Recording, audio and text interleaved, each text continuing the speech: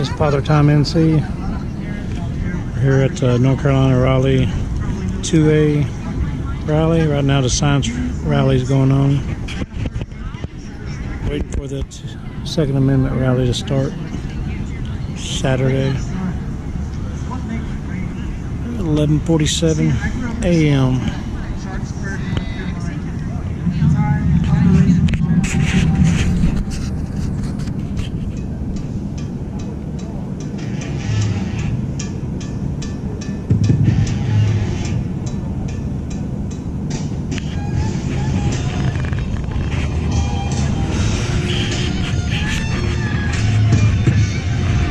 Check. This one's better. It's louder. How about that?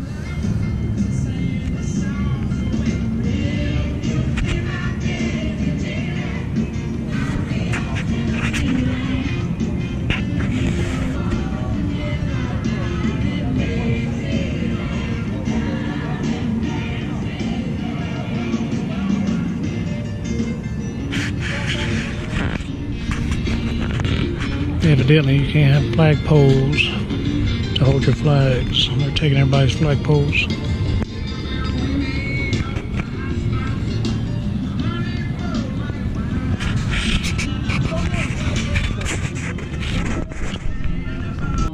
We're going to start in just a few minutes.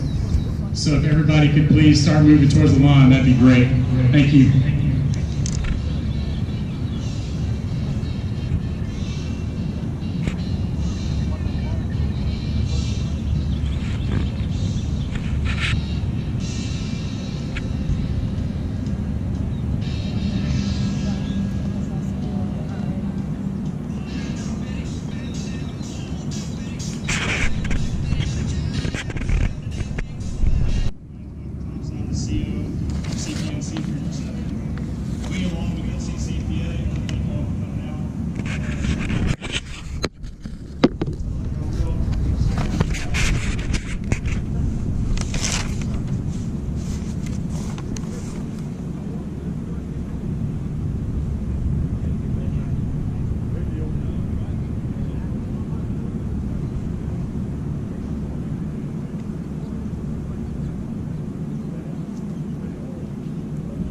Hey, what y'all doing? What you looking for?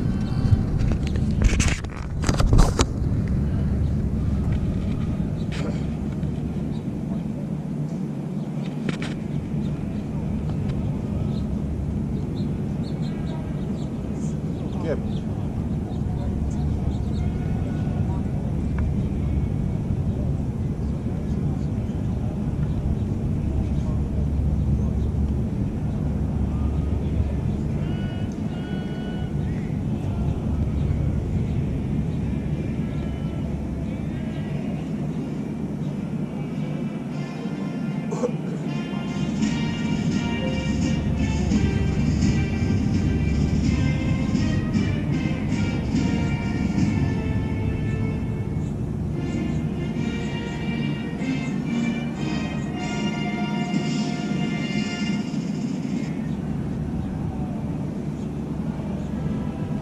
Hey, y'all, we're going to try this one more time. Hang on a second.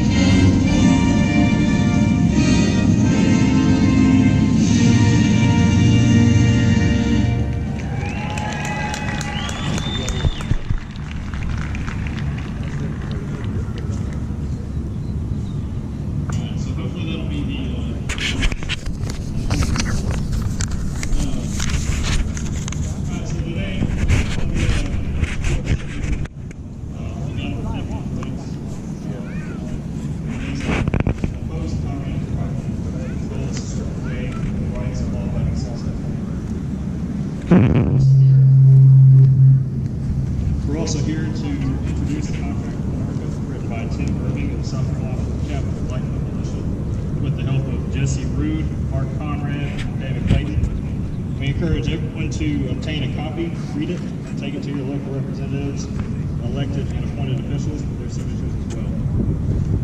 There are various tables set up, and we encourage you to stop by and check out the information available and discuss how you can become more active. We've got a lot of speakers today, including Connor Gross, a political activist and high school senior in Clemens who refused to participate in the school walkout. Jimmy Boyd, candidate for Forsyth County Commissioner. David Blackwater, candidate for Wake County Commissioner. Glenn Bradley, candidate for North Carolina House. Alan Chesser, candidate for U.S. Congress, and a couple others. So I'm going to hand the mic over to Connor. Thank you.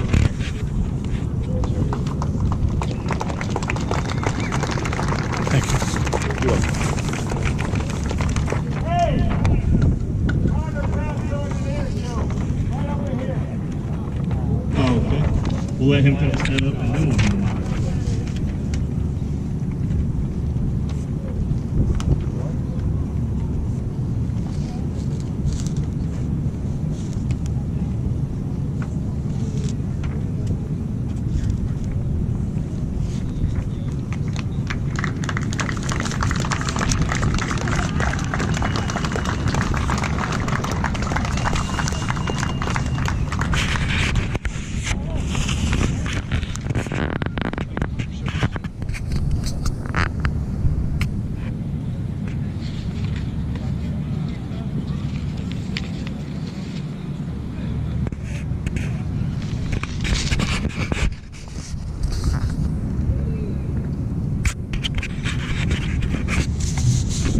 Well, hello everybody. Thank you all very much for being here today.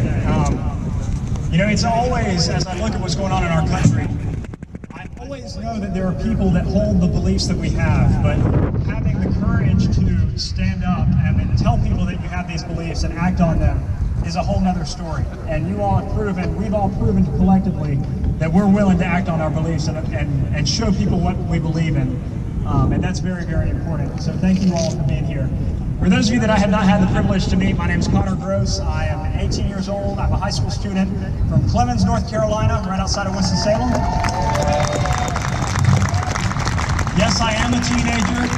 Yes, I am part of the generation that keeps many of you up at night, and a lot of that concern is justified, I understand, but just know that I bring an interesting perspective because of my age and the position that I have right now. But I'll tell you, one of the main reasons that I'm here is because I'm tired of my generation, and it's a group of which I am a part, being portrayed by the mainstream media and being claimed by the Democrats as a unified and collective voice advocating to take away our rights. Because at no point in the history of the world has a situation where the government infringes upon rights that were once enshrined in their documents. At no point has that ever turned out good. At no point has that ever been beneficial for a people. And that's the message that we have to send. You know, we're all here today on behalf of our constitutional rights and on behalf of the Second Amendment. We all like to say that we're pro-Second Amendment supporters. But here's the bottom line, and here's the sad thing about it. If you may remember, there was a video that went viral of a peer of mine, a student activist, a video of her ripping the Constitution. And if that's not blatantly obvious enough to prove that there are people out there who do not hold the Constitution in the same regard, people do not hold the Constitution in the same regard that we do. And you know, in the same principle, if you're trying to argue theology with an atheist and you quote the Bible, it doesn't really give your argument any more credibility. So the sad thing is about our argument is, and the position that we're in, is when we're trying to argue on behalf of the Constitution and people don't believe in the Constitution and what it stands for, it really doesn't add a whole lot of credibility to our argument. But here's what I'll tell you. I don't need the Constitution to tell me that gun control is a bad idea. I need common sense to tell me that gun control is a bad idea. I need common sense to tell me that a plan to implement laws to keep guns out of the hands of criminals who by definition do not follow laws is not going to work. That is not going to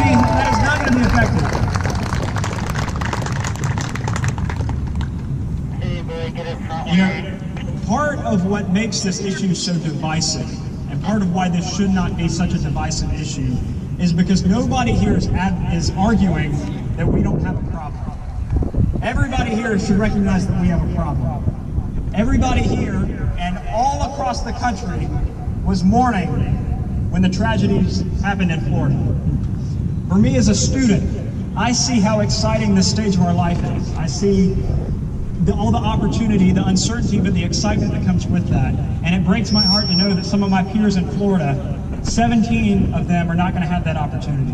And I know for many of you as parents, it breaks your heart to know that there are parents out there who are grieving as a result of the tragedy that happened. Nobody is arguing that we don't have a problem here. Everybody believes that we need a solution. So how in the world have we allowed something to become so divisive when we're on the same team? We want to score the same touchdown. We happen to disagree on what play to run next, but that's no reason to jump onto the other team. Let's work together and let's figure something out. Because let me tell you something, the price has been too high already. The price has been too high. Something has got to be done to prevent the violence that's happening. We need to secure our schools, and there are a lot of people who believe that way. There are people that go to work in that building right there who have put forward lots of proposals about how we can increase school security. But the problem is they're meeting opposition. They're meeting opposition from people who want to promote the same gun control agenda that they did before any of this happened. From the people who are using one person's tragedy, the greatest tragedy of their life, as a political prop. I stand here today as a student in my 13th year in one of our North Carolina public schools in our nation's capital. Governor Roy Cooper, get behind our legislators and secure our schools. The time is now. Security works. And ladies and gentlemen, I've spent my entire time in education being protected by a sign that says no guns. And remember the common sense aspect that I talked about? Common sense would tell you that somebody that's sick and twisted enough to take the life of an innocent individual is sick and twisted enough to ignore the sign. We need action. So let's stop blaming the inanimate object and let's start making something happen. Something that's actually going to keep our students safe. Because anything, it's worth it. It's worth it for our students, it's worth it to our communities to keep everybody safe. And I'm going to share with you a quick story about how effective security is. So I go to one of the largest high schools in North Carolina, and last year about this time we actually had a school shooting threat, and about 80% of the students did not go to school as a result of it. And I'm going to give you one guess as to what I did. I went to school, and the reason was because there were 25 police officers at the school ready to protect us if something went wrong. The safest place in my community to be was at my school that day. That's how security works. And you know, I hear a lot of people when we start talking about increasing school security, they say, well, I don't want my children to be protected by guns. And the harsh reality, folks, is this. Every student, everybody who was under a desk, who was behind a wall while Parkland High School was on lockdown, was praying for somebody with a gun to show up.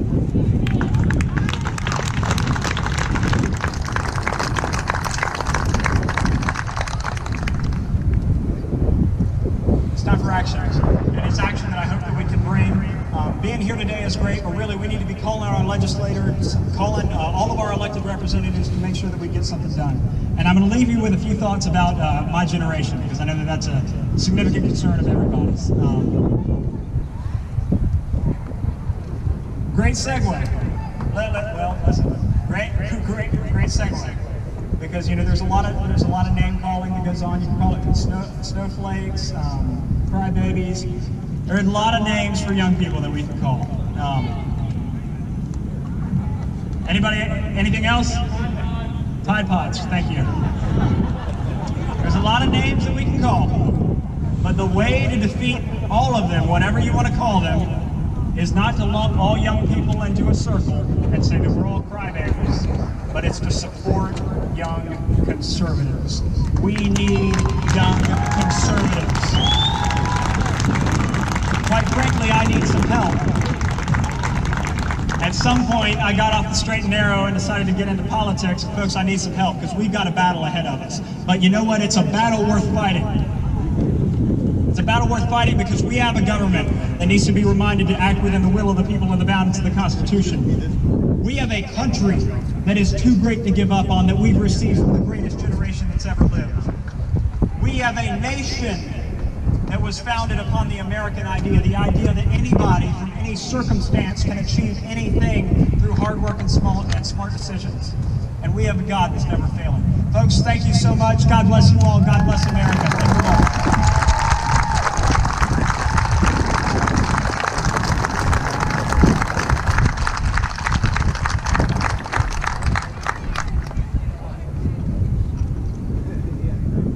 Wow, that's a tough act to follow.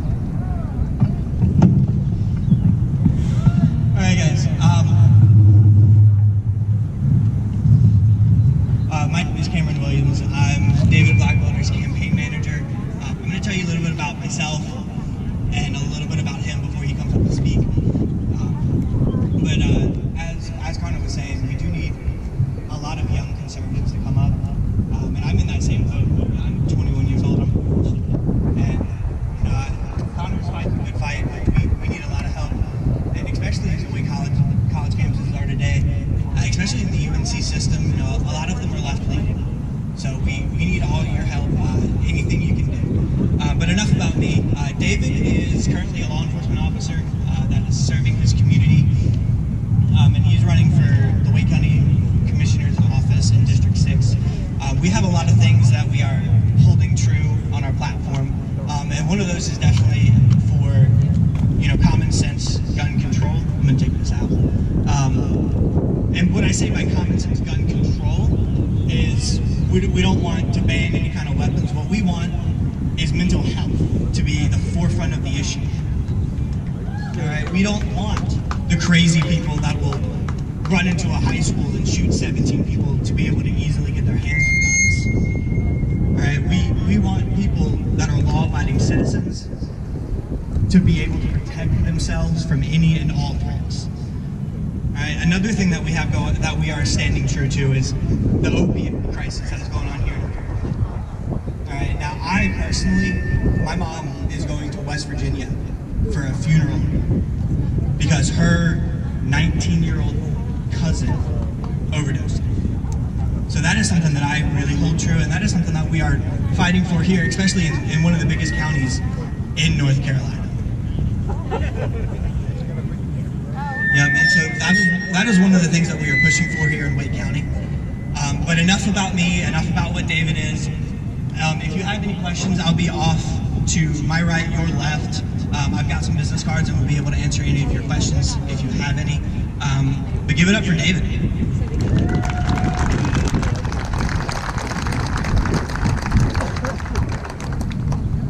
I'm David Blackwater, I'm running for Wake County Commissioner. I'm a police officer, I'm not a politician. I decided to thank you, yeah, we need more of this. And basically, after the Parkland shooting, because I've been a school resource officer for 4 years, and I'm done. I was like, I'm done. We gotta do something. People are arguing and some marching to ban guns. Think about all the people that died just so we could have that right to bear arms. You know, that's ridiculous just to freely give it up. Let's just give it up. That's what they want, okay? That's not gonna happen. So I just saw what's going on, and I think that we need to secure our schools. And it's easy. It can be done right now with a policy change. It's not being done. And in Wake County, the entire Board of Commissioners is Democrat, you know. And to me, I think that's the problem. Because, you know, and two, vote them out, exactly. That's what we need to do. We need to get involved. Every year, I remember when I lived in apartments, because I lived in apartments for a long time, every year a Democrat was there knocking on my door trying to register me to vote and trying to give me an absentee ballot. Where's the Republicans? get out there and start doing that. We need to start getting out people to vote, get involved, know who's running, and then that way we can take steps to ensure that we keep our rights. Because it's not going to happen. It's not going to happen overnight. It's going to happen over time. They're going to slowly get to it and get, like you saw, blue wave is what they're calling it. They're going to get a bunch of people to come in and willingly give up their rights. Okay, and as far as securing our schools, you know, this can be done simply by perimeter security. Lock down the schools. Okay, it's not happening. It can easily be done. You just press a buzzer, you see the camera, you have security escort them in. It needs to be locked down during the entire day. Why is it not happening? I've seen it for too long, and it's just it's just pissing me off. Okay, and look at Johnson County. This lady came up to me and talked to me about that. In Johnson County, 7 random people ran into the school. Just walked right in. Imagine if they were armed. Imagine if they were terrorists. There's an armed resource officer there. Eventually, they were able to get him secure and get him out of there. Yep. And so basically, they were able to eventually get him out there. But once they're in, they're in. If the school was locked out, should have been, we wouldn't have had this problem. Okay. And also mental health resources. There is a thing called NAMI. It's an organization, the National Alliance for Mental Illness. They offer a free resource, where basically they will go into our schools, teach the children about all the resources that are available in Wake County and about mental illness. It takes the stigma out of mental illness, because I feel like there's a stigma there that we need to change and before it's too late, because obviously people aren't getting the help that they need, and then all of a sudden this happens, these events. So if we stop it before it occurs, then it's going to make it a better situation. Okay? But it's free. Absolutely, that's another thing as well. We can have volunteers right now for free. You could go sign up and even log into the school. They do an instant background check on you, and you could be on the perimeter with a radio. Yep, there's certain counties right now that are using veterans and retired police officers to secure the school. And that can be done right now for free, and we're not doing it because of the politicians that are currently in office. There you go. You know, and two, the sheriff can deputize people. Bam, you're out there. Okay? Then you can have armed people, because in North Carolina, you can't be armed on a school. Well, if you're a deputy, you can't. So, yeah, exactly. So we just need to definitely make these changes and stand for what's right. And I'm glad all of you came out in support of the Second Amendment and the Constitution as a whole. And together, we can hopefully bring change for not only Wake County, but North Carolina and the United States.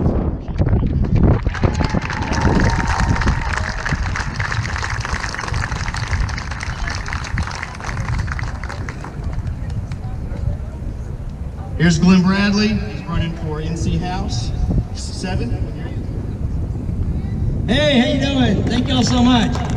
Hello, North Carolina Patriots. Thank you so much for coming out here to the legislature on a beautiful Saturday and stand up for our right to keep and bear arms. My name is Glenn Bradley. I am a United States Marine. I served in the North Carolina State House from 2011 to 2012.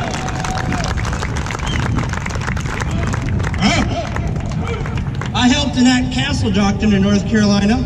I introduced a 10th Amendment-based Firearms Freedom Act, and I fought hard against every concept of gun control that came up. I earned an A+ from the NRA ILA and a 99% rating from Grassroots North Carolina. I stood against the leadership of my own party for failing to sufficiently protect gun rights, and they drew me right out of the district I was serving. That district has now been redrawn. I'm here today as a candidate for office. I'm running for the North Carolina State House out of District 7, which is all of Franklin County and the southern portion of Nash. I will stand against the monster of gun control and gun confiscation. I will tell every organ of the state no. I will tell Washington, D.C. no. No, you may not infringe against our right to bear arms. Pass your laws, do your diligence, and I will stand and keep standing against every encroachment. I will not yield a yard. I will not yield an inch. I have voted as a citizen for 26 years to protect and defend the right to bear arms, and I will continue to vote to protect and defend the right to bear arms for the rest of my life. The right to keep and bear arms is not a new concept. Our framers made the historical step of enshrining the right in our U.S. Constitution's Bill of Rights. But the fundamental right to keep and bear arms goes back for thousands of years, and it has been, in every case, the hallmark of a free people.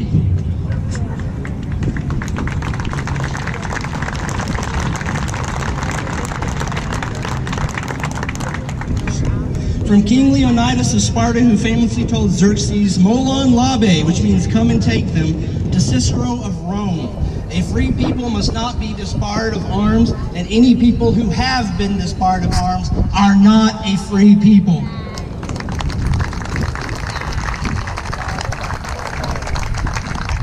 The framers recognized this. It was by King George to take arms, powder, and cannon away from the colonists of Massachusetts. On April 19, 1775, at the Battle of Lexington and Concord, that inspired the March 30th, 1775 Mecklenburg Declaration and the April 12th, 1776 Halifax Resolves, and ultimately the July 4th, 1776 Declaration of American Independence. In the past, North Carolina was renowned for our courage and for our dedication to liberty. We made the first statement of any people that we should seek independence in the Mecklenburg Declaration, and we were the first state to authorize our delegates to vote for independence in the Halifax Resolves. Today, North Carolina license plates still say "First in Freedom" to commemorate that historic role that North Carolina played in the movement to become independent from Great Britain. Our state government, the judiciary, the legislature, and the governor, they have lost their way. They seek comfort and aid from Washington, D.C. instead of standing up against the swamp to defend our citizens. They fear controversy in a world run amok when a controversial stand is exactly what we need the most. 480 years before Christ the Lord was born, there was a king of Sparta who stood with 300 men against all the armies of Xerxes, ruler of Persia. King Leonidas held the Persians in their thousands and thousands for 2 days until he found a way to flank them. Leonidas gave his life so that Greece would survive, and survive they did. When Xerxes with his thousands was stopped by 300 men, he offered to let Leonidas and his men go in peace if they threw down their arms. The king famously said, "Come and take them."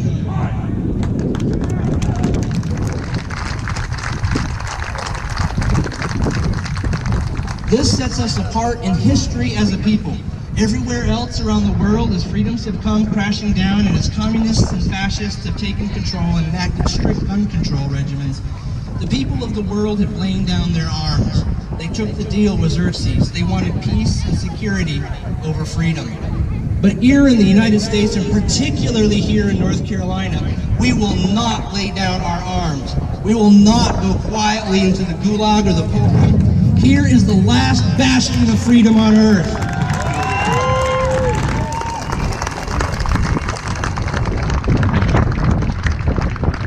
Here is the last place that freedom survives. And if we lose our freedom here, then it is lost forever because there is nowhere else to go. But we will stand. We will stand and we will not be overwhelmed. We will go to the polls and vote for people who will protect our guns. We will go to the city and the county commissions and oppose anti-gun ordinances. We will go to the legislature and demand that they take their hands off of our handguns. We will go to Congress and demand that they obey the Second Amendment to the U.S. Constitution. Our rights today are imperiled by a progressive, liberal, Marxist machine that controls the schools and controls most of the media. Adults are told nonsense on the evening news, and children are taught nonsense in our schools. But it is not as dire for our future and our children as it sounds. The millennials as a generation are about as equally divided on the right to bear arms as Generation X and the baby boomers. You didn't hear that on the media, did you? It is not inevitable that guns will be banned in 50 years. It will only happen if we, standing here today, let it happen. I, for one, will not let it happen. I am standing here today to say, just like King Leonidas of Sparta said, "Molon labe." I will stand for the freedom of every future American generation when I stand up and tell all the powers that be, if you want them, come and take them.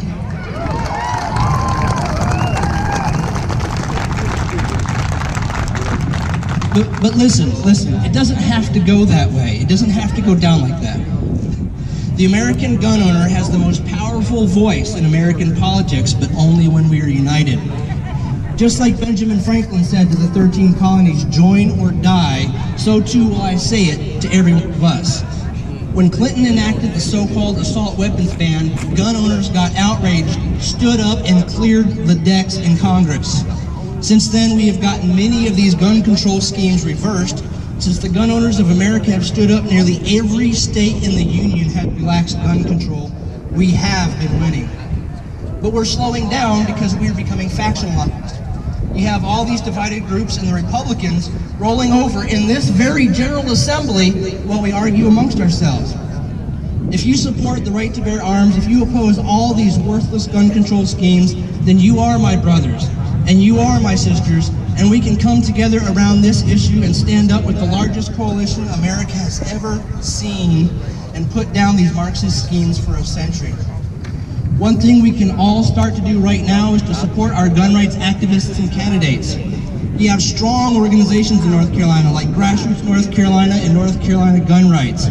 We have federal organizations like Gun Owners of America and the NRA.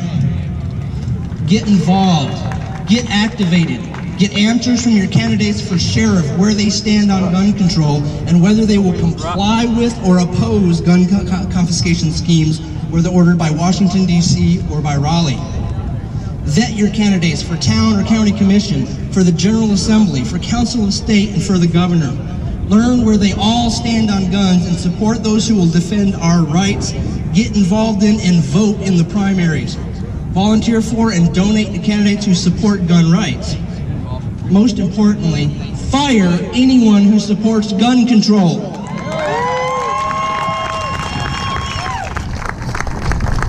How's it going, everybody? It's Father Time. I'm just now leaving the Second Amendment rally. I've been here since probably a little bit after 11. I worked last night and worked tonight. I got about almost a 3-hour drive home, so I ain't had no sleep.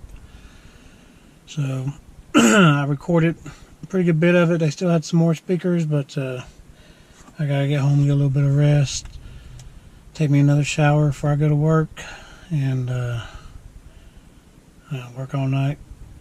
And it was worth coming, and hopefully you guys get behind your Second Amendment and your First and the whole Constitution. Do not let the government take your rights away. Alright, have a good day. This has been Father Time NC. Later, guys.